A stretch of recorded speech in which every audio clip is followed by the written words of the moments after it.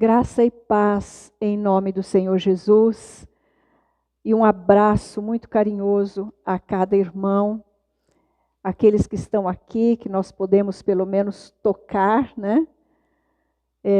E aqueles que estão em casa, que nós abraçamos agora no nosso coração. E eu quero convidar a amada igreja a abrir a Bíblia, a palavra de Deus, na primeira carta de Paulo aos Coríntios, capítulo 15. Este maravilhoso capítulo é a nossa leitura de hoje. Primeira aos Coríntios, capítulo 15. Nós vamos ler apenas 2 versículos, o versículo 3 e o versículo 4. E ao longo da ministração, vamos ler alguns outros versículos também deste maravilhoso capítulo. Antes, porém, vamos orar. Senhor nosso Deus, Pai querido, Pai de nosso Senhor Jesus Cristo, que ressuscitou o teu Filho Jesus, a quem nós cantamos agora, que foi vitorioso sobre a morte. É a ti que nós oramos nesta hora, pedindo a bênção do Senhor. Tu és Deus abençoador, que já nos tens abençoado com toda sorte de bênção espiritual em Cristo Jesus. Nós recebemos estas bênçãos ricas e preciosas do Senhor, pedindo que tu abras os nossos ouvidos e o nosso coração, abras também os nossos olhos espirituais, para que nós vejamos, para que nós escutemos, para que nós compreendamos a tua palavra nesta manhã, para que sejamos transformados pela tua palavra, encorajados, consolados, guiados pela tua palavra. Abençoa cada irmão, cada irmã neste momento, Pai. Os que estão aqui, os que estão em casa, toca com o teu amor, com a tua bênção. Nós oramos em nome de Jesus, nosso Senhor. Amém. Amém. 1 Coríntios 15, versículos 3 e 4. Antes de tudo, vos entreguei o que também recebi, que Cristo morreu pelos nossos pecados, segundo as Escrituras, e que foi sepultado e ressuscitou ao terceiro dia, segundo as Escrituras. Você acredita em milagres? Quem aqui acredita em milagres? Existe algum milagre que você esteja buscando, pedindo, esperando no Senhor? Existe algum milagre que você até está julgando que está demorando demais para acontecer? Guarde essa pergunta no seu coração, porque nós vamos meditar sobre um tema baseado aqui neste texto que acabamos de ler. E o tema é o maior milagre da história. Muitos aqui levantaram as mãos dizendo que acreditam em milagres. Se você não crê em milagres ou fica um pouco duvidoso, um pouquinho, espere, abra o seu coração, ouça a história do maior milagre que aconteceu em todo o universo, em todo o globo, em todo o tempo.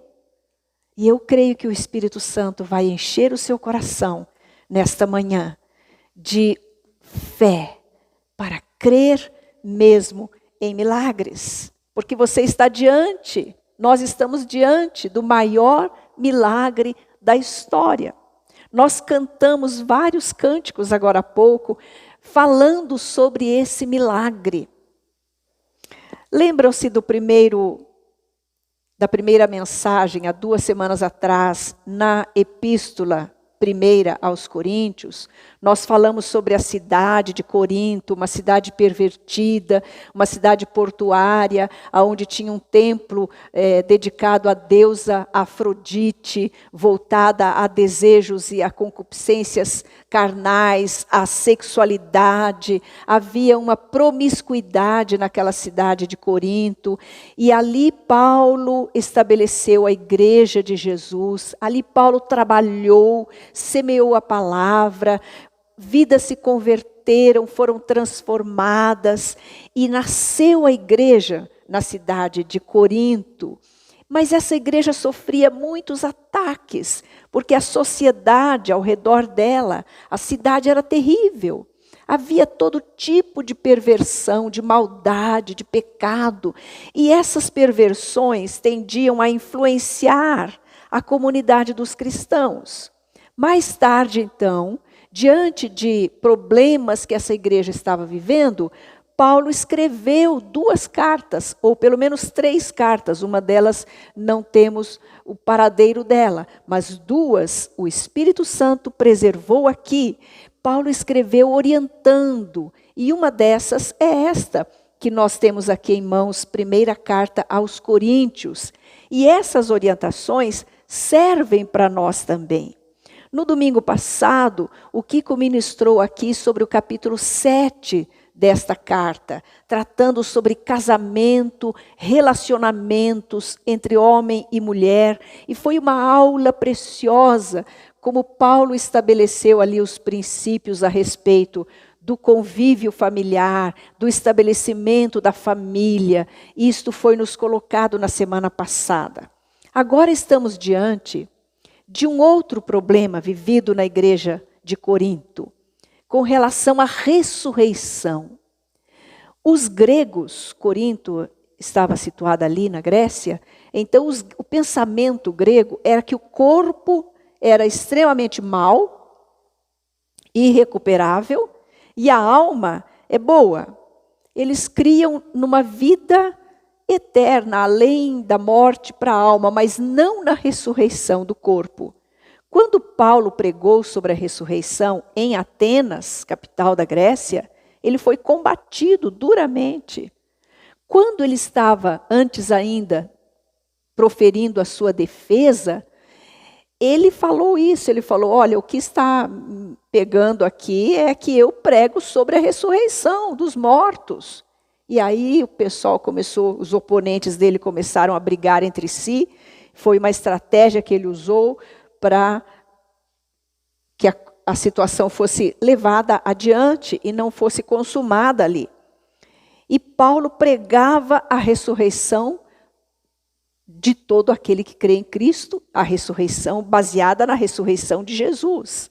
E esse pensamento de que não houve ressurreição de Jesus começou a entrar na igreja. E alguns começaram a duvidar. Será que Jesus ressuscitou?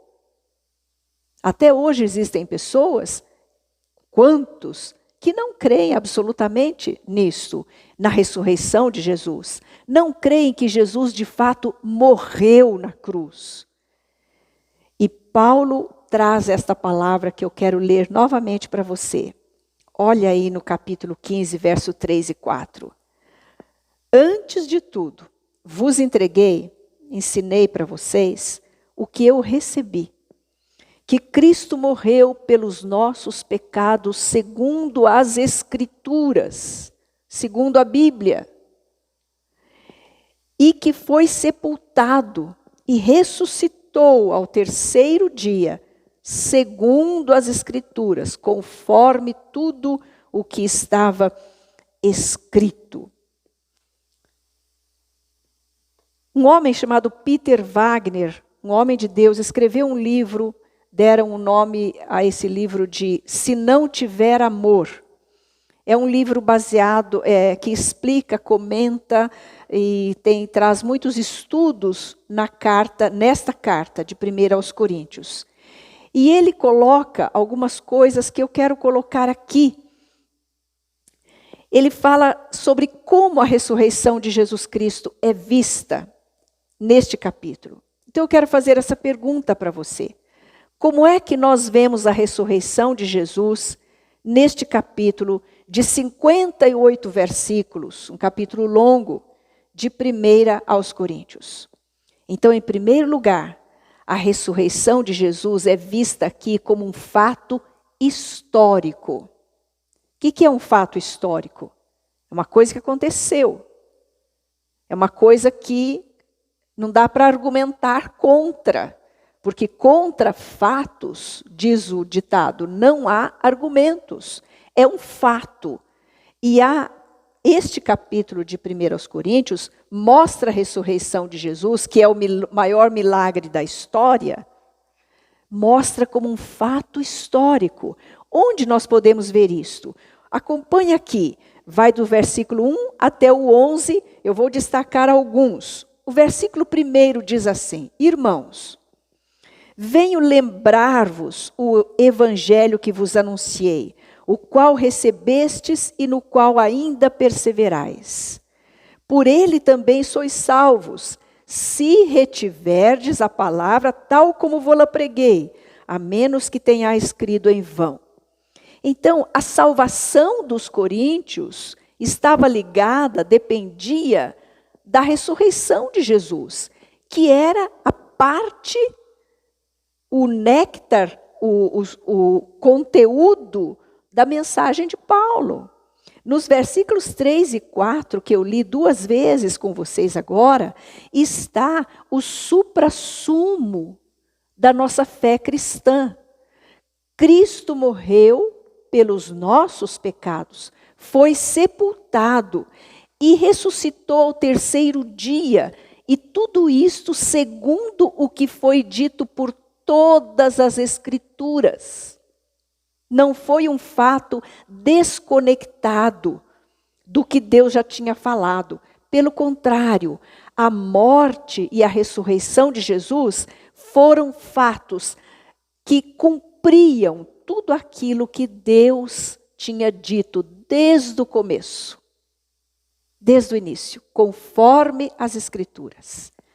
Nós vamos ver alguma coisa sobre isto. Então, a salvação deles estava ligado a eles perseverarem naquilo que Paulo ensinou, naquilo que Paulo entregou para eles. A morte de Cristo, a ressurreição de Cristo, segundo as promessas das Escrituras. Se eles se apegassem a isso e retivessem isso no coração, eles estavam salvos. Está escrito aqui nesses versículos 1 e 2. Qual é o grande problema dos nossos dias? E eu creio que de todo o tempo. Afastar-se das verdades ouvidas. Ouve, recebe uma verdade, mas vai ouvindo outras coisas, ouvindo outros pensamentos, enchendo a cabeça com tantas informações, e hoje nós vivemos a época do auge das informações, por todas as mídias, os meios de comunicação, aí informações estão burburando todo o tempo, borbulhando na cabeça, nos olhos, nos ouvidos, o tempo todo. E aí a verdade ouvida, aquela que tem a ver com a transformação da nossa vida, tende a enfraquecer, a empalidecer, a perder força. E aí então você vai ficando fraco para enfrentar as lutas e as dificuldades. Paulo está dizendo, irmãos amados, se apeguem à verdade ouvida, não se desviem, não se afastem, mas retenham a verdade ouvida. Também, o que dizem as Escrituras. Tudo aquilo que Paulo entregou para os coríntios e que veio às nossas mãos, foi dito nas Escrituras. Se você se lembrar das palavras de Jesus, quando ele ressuscitou, e apareceu aqueles 2 caminheiros que iam para Emaús.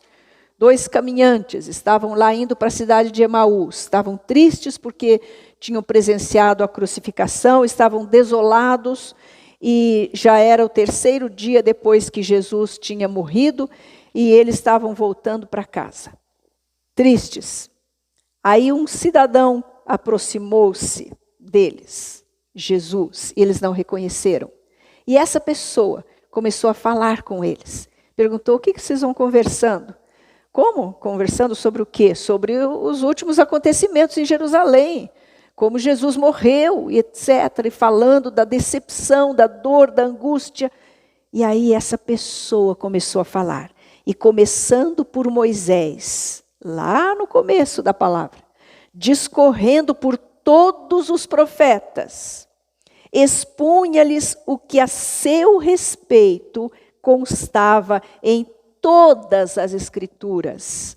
Mais tarde, depois que ele já se revelou a esses dois, então lhes abriu o entendimento, depois quando ele apareceu novamente, para compreenderem as Escrituras, e lhes disse: assim está escrito aqui, que o Cristo havia de padecer e ressuscitar dentre os mortos no terceiro dia. Estou lendo o versículo 46 de Lucas 24. Li o versículo 27 e o 46. Jesus foi expondo para eles tudo o que estava escrito nas Escrituras. E foi isso que Paulo entregou para os coríntios e para nós. Que Cristo morreu pelos nossos pecados segundo as Escrituras. E que foi sepultado e ressuscitou ao terceiro dia segundo as Escrituras. O que Deus diz é o que Deus faz. É o que Deus é. Deus é a sua palavra. A sua palavra é ação, é verdade, é vida, é força, é poder. Então, outro fato que comprova que estamos tratando de um fato, né, é que Jesus foi visto quando ele ressuscitou. Acompanhe comigo, 1 Coríntios 15, olhe o versículo 5. E apareceu a Cefas, a Pedro, e depois aos 12. Aqui já temos duas aparições. Olha o verso 6. Depois foi visto por mais de 500 pessoas, de uma só vez. Versículo 7. Depois foi visto por Tiago, mais tarde por todos os apóstolos. Verso 8. E afinal, depois de todos, foi visto também por mim. Então, um fato. Nesse fato estava baseada a salvação dos coríntios e a nossa salvação. Qual é a base da nossa salvação? Jesus Cristo morreu pelos nossos pecados, foi sepultado e ressuscitou ao terceiro dia, segundo as Escrituras. Esta é a base da nossa salvação. Essa é a base que comprova que estamos tratando de um fato histórico. As Escrituras disseram isso desde o começo. Elas todas foram escritas sobre o Senhor Jesus. E ele foi visto. Eu vi. O apóstolo Paulo podia dizer. Os outros apóstolos diziam: nós vimos, nós tocamos nele. Nós apalpamos, nós comemos com ele, depois dele ressurreto. Mais de 500 pessoas poderiam dizer, e muitas das quais ainda estavam vivas nesse tempo da escrita de 1 Coríntios. Mais de 500 pessoas o viram subir ao céu. E depois viram os dois anjos dizendo: por que vocês estão olhando para o céu? Esse Jesus que vocês viram subir vai voltar da mesma forma como vocês viram subir. Um fato histórico. Em segundo lugar, como é que a ressurreição de Jesus é vista em 1 Coríntios 15? É vista como o pilar da nossa fé. A sustentação da nossa fé. É vista como aquele esteio que segura uma construção. É estrutural, não pode tirar. Se tirássemos a ressurreição de Jesus, a cruz teria vencido. A morte teria vencido a vida, porque mataram Jesus. Jesus foi morto. A sua morte física foi constatada quando o soldado enfiou a lança no lado de Jesus e saiu água e sangue, uma mistura comprovando a morte de Jesus. Jesus expirou, entregou o Espírito ao Pai, ele morreu verdadeiramente. Então, é um fato. E outro fato, que é o pilar da nossa fé, é que a morte não venceu a vida. O mal não venceu o bem. As trevas não venceram a luz, mas a luz venceu as trevas. O bem venceu o mal, a vida venceu a morte.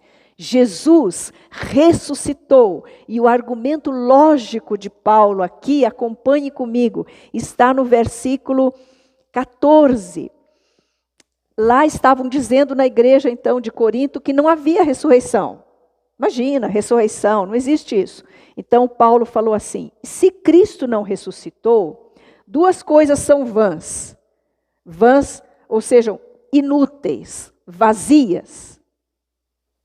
Duas coisas: a nossa pregação e a vossa fé. Tanto nós estamos pregando algo vazio, sem nexo, uma mentira, quanto vocês estão acreditando numa mentira. Então, ele disse mais, no verso 15, e se somos tidos por falsas testemunhas de Deus, porque temos asseverado contra Deus que ele não ressuscitou a Cristo, que ele ressuscitou a Cristo, ao qual ele não ressuscitou, se é certo que os mortos não ressuscitam. Porque se os mortos não ressuscitam, também Cristo não ressuscitou. Era isso que eles estavam afirmando. Morto não ressuscita. Filosofia grega, filosofia do mundo. Nós cremos que o começo, o primeiro, já ressuscitou dos mortos, Jesus.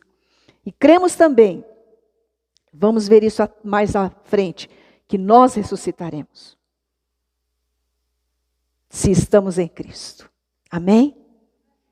O pilar da nossa fé, a sustentação da nossa fé, a coluna da nossa fé, irremovível, insubstituível, a ressurreição de Jesus, o maior milagre de toda a história. Jesus morreu, Jesus foi sepultado, Jesus ressuscitou. E se Cristo não ressuscitou, verso 17, é vã a vossa fé e ainda permaneceis nos vossos pecados. Ou seja, se tirarmos a ressurreição, não existe perdão. Não existiria perdão. E se não existisse perdão de Deus, onde nós estaríamos? Eliminados. Consumidos, se não existisse perdão. Mas glória a Deus, o sacrifício de Jesus foi aceito por Deus.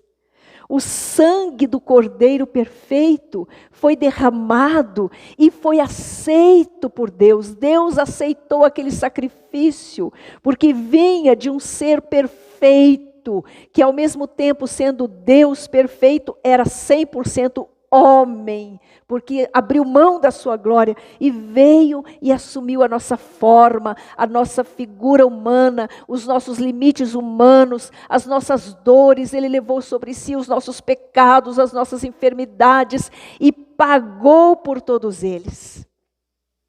E ofereceu o seu sangue. E Deus aceitou. O sacrifício foi aceito. Ouça o que Paulo mesmo diz em Romanos, capítulo 4, verso 25. O qual foi entregue por causa das nossas transgressões e ressuscitou por causa da nossa justificação. Ou seja, o sacrifício foi aceito. E se o sacrifício foi aceito, o pecado foi perdoado. Um copinho de água, por favor.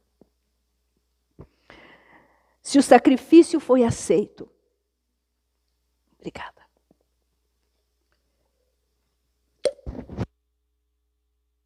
pecado, obrigada, tem como ser perdoado. Porque o sacrifício de Jesus é eficaz. O seu sangue é eficaz. O seu sangue é eficiente para todo tipo de pecado. E é suficiente para todo aquele que crê. Em todas as épocas. É suficiente para você. E é poderoso para libertar.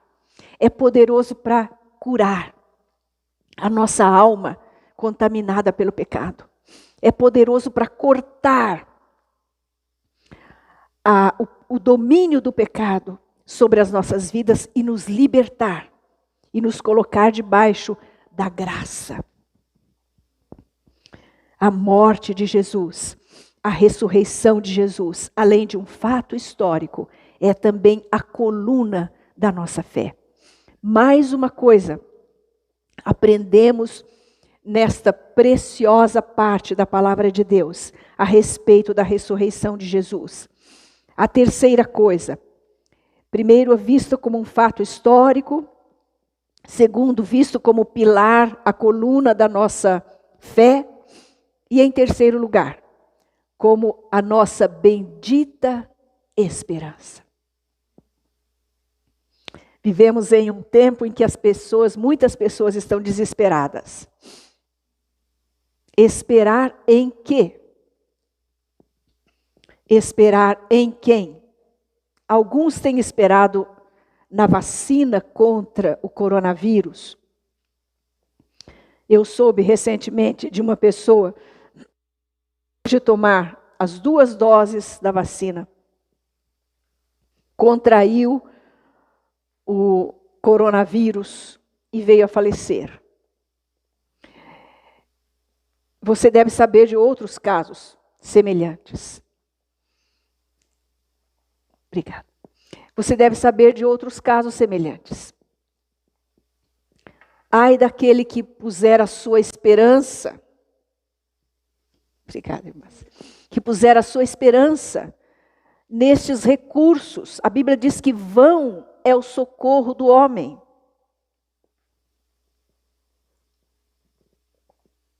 A esperança colocada em sistemas, em organizações, em finanças, em trabalho, em emprego. A qualquer momento, essas coisas podem mudar, ruir, falir. Grandes empresas, a qualquer momento pode mudar toda a situação. Confiança num sistema de segurança instalado na casa que avisa a proximidade de qualquer estranho. E vai um espertinho lá e desliga aquele aparelho. E entra na sua casa. Toda a esperança colocada em coisas, em homens, em situações, pode deixar você na mão a qualquer momento. Mas a esperança colocada na palavra de Deus, no Senhor Jesus, nunca falhará. Nunca deixará você na mão. Jamais. Porque o nosso Deus, tal como cantamos, como lemos na palavra, nunca falha. Jamais falha. A bendita esperança que nós temos é que não somente nesta vida somos guardados pelo poder de Deus, como também ressuscitaremos, sim, ressuscitaremos no último dia. Olha os versículos 21, o que está escrito no versículo 21 de 1 Coríntios 15. Visto que a morte veio por um homem, também por um homem veio a ressurreição dos mortos. A morte veio por Adão, o primeiro homem, o nosso pai comum. Mas a ressurreição dos mortos veio pelo último Adão, Jesus Cristo, o nosso Senhor. Seguindo, Porque assim como em Adão todos morrem, assim também todos serão vivificados em Cristo. Cada um, porém, por sua própria ordem. Cristo as primícias, depois os que são de Cristo na sua vida, na sua vinda. Cristo já ressuscitou. Então esta parte já se cumpriu. Estamos agora num período, o período da graça, o período do convite de Deus para que todos possam ser salvos. É a sua oportunidade, é a minha oportunidade de vivermos com Jesus, de entregarmos a vida a Jesus, de crermos que o que Ele tem para nós é infinitamente mais e melhor do que qualquer coisa que o mundo possa oferecer. Vivemos no mundo, mas não pertencemos ao mundo. Usamos muitas coisas do mundo, claro que usamos, porque estamos ainda na nossa natureza humana. Usamos roupas, calçados, meios de transporte, alimentos. Usamos as coisas do mundo, mas as coisas do mundo não nos dominam, não nos têm como seus escravos. Nós usamos, porém, na liberdade do Espírito de Deus e crendo que nós ressuscitaremos no último dia. Gostaria que você me acompanhasse, olhando aqui a palavra de Jesus no Evangelho de João, capítulo 6. Você pode abrir a palavra de Deus, a Bíblia, aí em João 6, não deixando escapar lá 1 Coríntios 15. Já vamos voltar para lá. Acompanhe comigo o versículo 39. É o grande discurso de Jesus se colocando como pão da vida. João capítulo 6. No versículo 39 ele diz assim: e a vontade de quem me enviou é esta. A vontade de Deus é esta. 2 pontos. Que nenhum eu perca de todos os que me deu. Pelo contrário, eu o ressuscitarei no último dia. Palavra de Jesus, palavra fiel. Não sai ainda de João 6. Olhe lá no versículo 44. Jesus, continuando o seu discurso, ele diz: ninguém pode vir a mim se o Pai que me enviou não o trouxer. E eu o ressuscitarei no último dia. Versículo 54. Quem comer a minha carne e beber o meu sangue tem a vida eterna, e eu o ressuscitarei no último dia. Quem vai nos ressuscitar no último dia? Jesus Cristo. Ele não vai ressuscitar a alma e o corpo já se perdeu. Ele vai nos ressuscitar. Ele vai nos... E neste corpo, porém, revestido da incorruptibilidade. Porque este corpo é corruptível. Este corpo se deteriora. Este corpo começa a envelhecer quando nascemos. Parece absurdo, né? Mas é verdade. E a nossa vida passa tão rápido. Este corpo começa a estar em declínio. Mas este corpo pode ser também, e é para todos aqueles que creem em Cristo, o templo do Espírito Santo. Este corpo vai passar pela morte física. Ele será sepultado. Porém, naquele último dia, ao ressoar a última trombeta, os mortos ressuscitarão primeiro. Depois da ressurreição de Cristo, serão os primeiros a ressuscitarem. Onde está isto? Volte para 1 Coríntios 15. Vamos olhar ali no versículo 51. Eis que vos digo um mistério. Nem todos dormiremos, mas transformados seremos todos, num momento, num abrir e fechar de olhos, ao ressoar da última trombeta. A trombeta soará, os mortos ressuscitarão incorruptíveis, e nós os vivos, né? Seremos transformados. Porque é necessário que este corpo corruptível se revista da incorruptibilidade e que o corpo mortal se revista da imortalidade. E quando este corpo corruptível se revestir da incorruptibilidade e o que é mortal se revestir da imortalidade, então se cumprirá a palavra que está escrita: tragada foi a morte pela vitória. Onde está, ó morte, a tua vitória? Onde está, ó morte, o teu aguilhão? O aguilhão da morte é o pecado, e a força do pecado é a lei. Graças a Deus que nos dá a vitória por intermédio de nosso Senhor Jesus Cristo. Não há um texto mais precioso, mais profundo do que este. Eu gostaria que você meditasse sobre isso, que você abrisse o seu coração, a minha oração é essa, e deixasse que o Espírito Santo vivificasse essas palavras ao seu coração. Porque são coisas preciosíssimas que estão prestes a acontecer.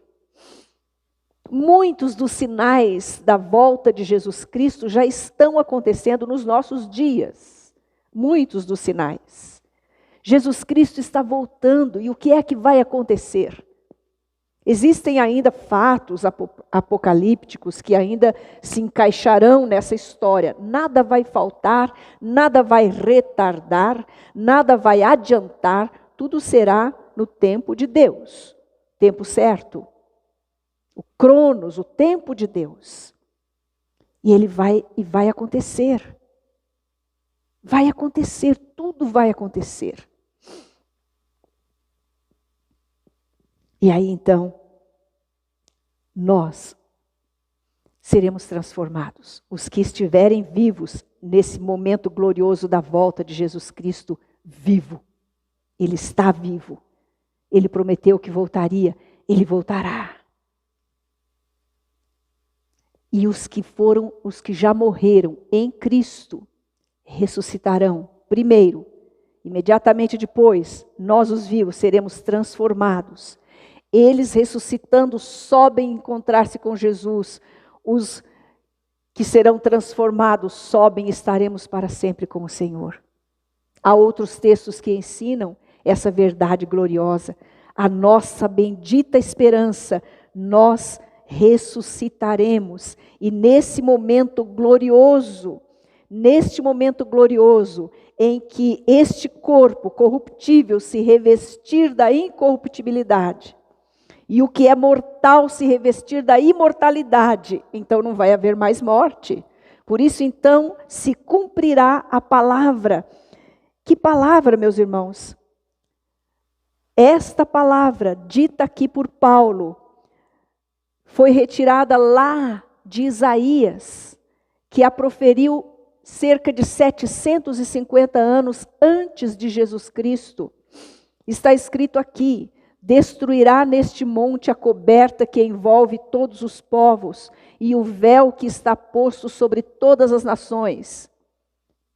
Há um véu, uma cobertura sobre todos os povos, mas, verso 8 do capítulo 25 de Isaías: tragará a morte para sempre, e assim enxugará o Senhor Deus as lágrimas de todos os rostos, e tirará de toda a terra o opróbrio do seu povo, porque o Senhor falou.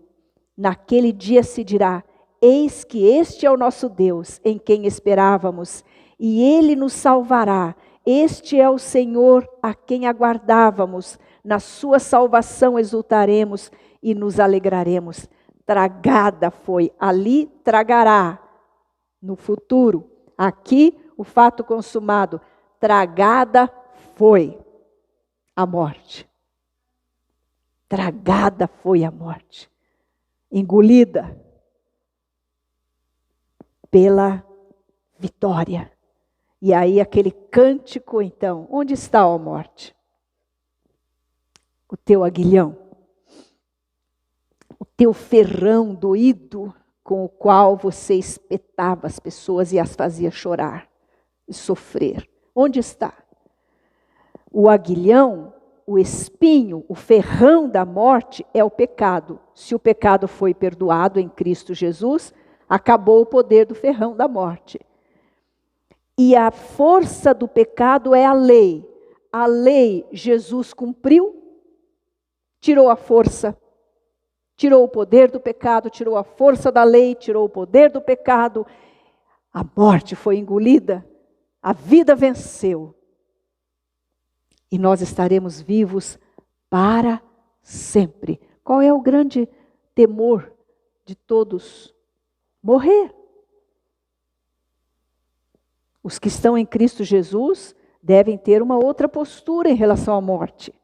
A morte, como disse um poeta há muito tempo atrás, a morte era um quarto sem janelas. Mas para o crente, outra pessoa disse, é um quarto com janelas voltadas para o trono de Deus. É uma passagem de um lado para o outro. Nós choramos? Sim, choramos. Mas nós não nos desesperamos, porque é um período. E havemos de ressuscitar. E os nossos queridos que morreram em Cristo ressuscitarão. Porque Ele disse, eu ressuscitarei no último dia. Naquele texto de João, 3 vezes ele repete, eu o ressuscitarei no último dia. A questão é morrer em Cristo, para ter essa bendita esperança. Se você morresse hoje, qual seria o seu destino? Qual seria a situação ao redor de você? Os seus queridos iriam dizer, até logo. Você vai ser sepultado, seu corpo inerte, mas nós nos veremos no último dia. Ou então seria um adeus doloroso. Você não sabe para onde ir. Lutero, aquele grande homem de Deus, que foi usado por Deus para trazer a luz da salvação pela graça, mediante a fé em Cristo, há muitos anos atrás, ele passava por muitas lutas, perseguições, combates terríveis. E sabe qual era a coisa que mais o consolava? Ele sentava na sua escrivaninha, pegava um papel, pegava a pena e ficava escrevendo 2 palavras. Ele vive. Ele vive. Ele vive. Escrevia 100, 200 vezes. Ele vive. Jesus vive. E isso enchia o coração dele de uma tremenda coragem e paz para enfrentar tudo o que ele enfrentou. Eu faço isso também. Volta e meia, depois que li isso há anos atrás sobre Lutero, volta e meia nos meus diários de oração, dependendo da situação que está ocorrendo, eu escrevo. Ele vive, ele vive, ele vive, ele vive. Ele está aqui, ele vive, ele não me abandona. Esta é minha esperança. Ele voltará, ele vai me ressuscitar se eu estiver morrido. E ele vai me transformar se eu estiver viva. Mas que ele vem e fará tudo isso que falou, que fará, ele vem e ele fará. Esta é minha esperança. Isto é o que aprendemos neste maravilhoso capítulo. Mas e agora? Por que isto está sendo ensinado para os coríntios? O versículo 58 faz um fecho com chave de ouro. Leia comigo o versículo 58. Portanto, por causa disso, irmãos, por causa de tudo isto que Paulo falou ali, ensinou aos coríntios. Portanto, meus amados irmãos, sede firmes, inabaláveis e sempre abundantes na obra do Senhor, sabendo que no Senhor o vosso trabalho não é vão, não é inútil. 3 coisas nesta conclusão que fazemos agora. Firme, inabalável e abundante. No quê? Na obra do Senhor. Portanto, por causa disto, por crermos que a ressurreição de Cristo é um fato histórico, ele foi visto, foi tocado, comeu com os discípulos, ele falou, ele ficou muitos dias aparecendo a este, aquele outro, foi visto aqui, foi visto ali, foi visto aqui, foi visto, é um fato histórico. É também a coluna da nossa fé. Se ele não tivesse ressuscitado, seria vã a nossa pregação e seria vã a fé de cada um que crê. Iria crer num Cristo morto. O que é que um morto poderia fazer por um vivo? Nada, por ninguém. Mas ele ressuscitou. Esta é a coluna da nossa fé. Essa é a estaca firme que sustenta a nossa fé cristã. E que nunca vai cair essa estaca, jamais. Podem os oponentes fazerem o que quiserem, os críticos falarem o que quiserem. Jesus ressuscitou, ponto final. Final não, porque ele voltará. E finalmente, a nossa esperança bendita, gloriosa.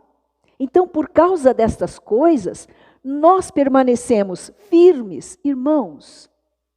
Meus amados irmãos, como disse Paulo aqui, não desanimem. Fique firme. Fique firme. Eu me lembro de um professor do seminário, sempre ele dizia para nós, fiquem firmes, e fazia com a mão, fiquem firmes.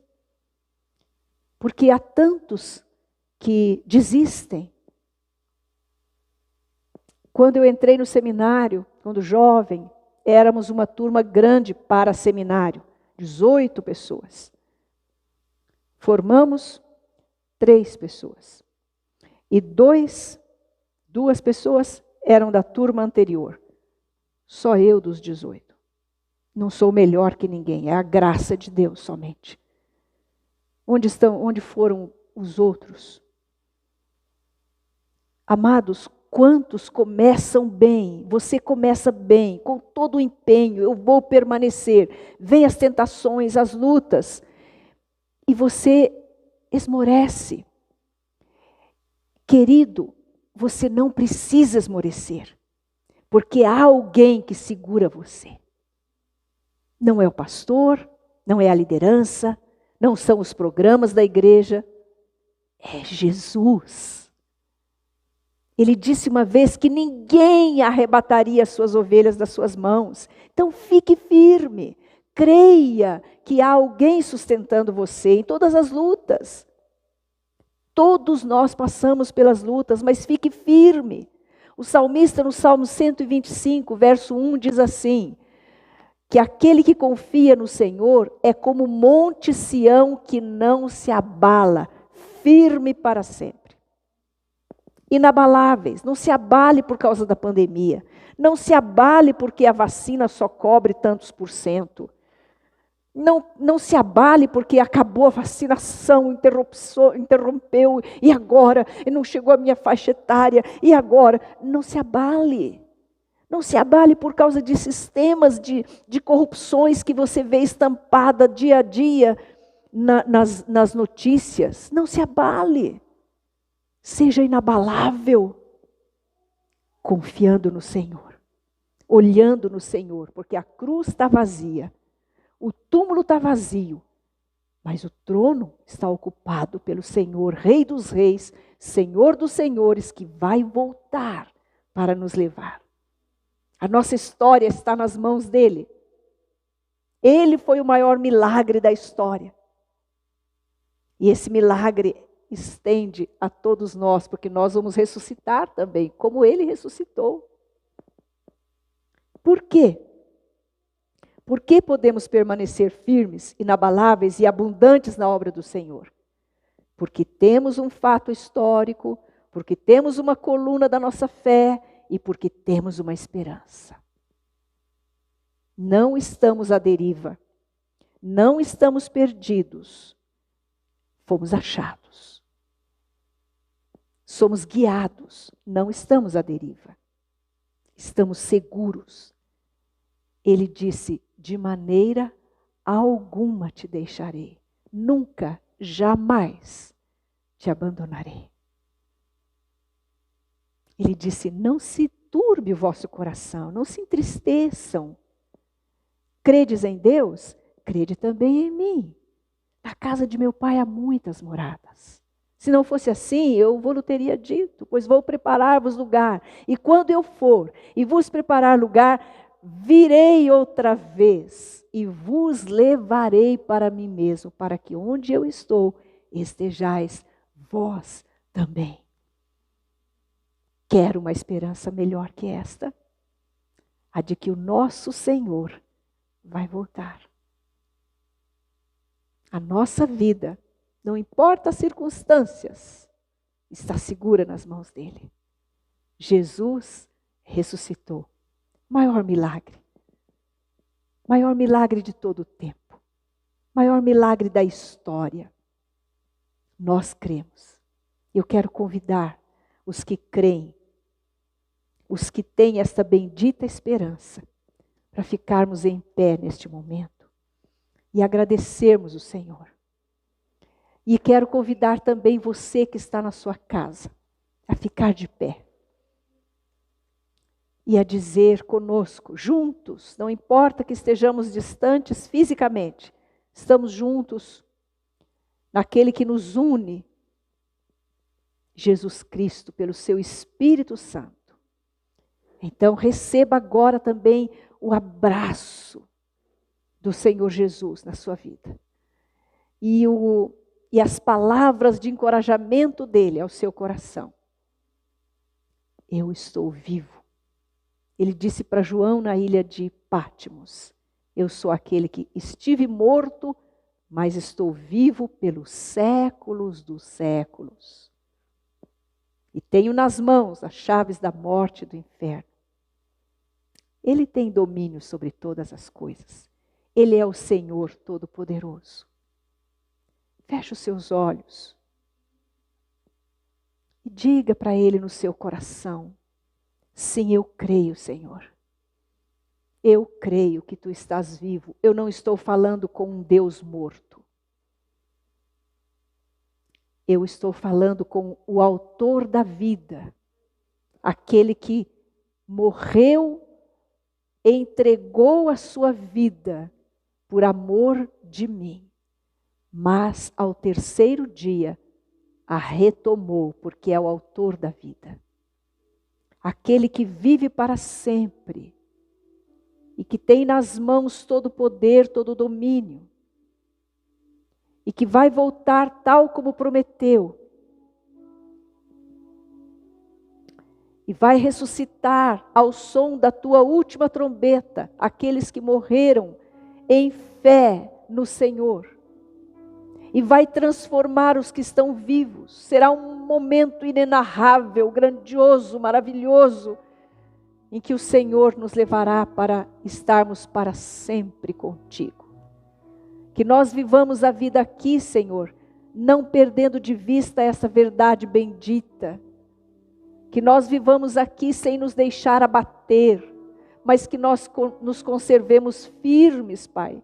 Que nada, nenhum dardo inflamado do maligno possa esfriar a fé no coração dos meus irmãos. Possa trazer alguma dúvida, alguma tristeza, algum esfriamento na fé, algum abalo no coração. Em nome de Jesus, Pai, faz-nos firmes, inabaláveis, abundantes na Tua obra. Porque cremos no Senhor, cremos no maior milagre da história. Cremos no Deus que morreu por nós, segundo as Escrituras, que foi sepultado e que ressuscitou, segundo as Escrituras. Cremos em Ti, Jesus. Louvamos o Teu nome. Muito obrigada, Senhor Jesus, que a fé fortaleça no coração dos meus irmãos neste momento. No coração de cada um, Senhor, a fé se firme, se fundamente lance raízes profundas, em nome do Senhor Jesus. Vivo, Rei eterno, Deus soberano, em nome dele oramos agradecidos. Amém. Amém. Os irmãos podem sentar. Que a graça e a paz estejam sobre vocês, guardando os seus corações. Em Cristo Jesus, guardando os seus corações. Amém.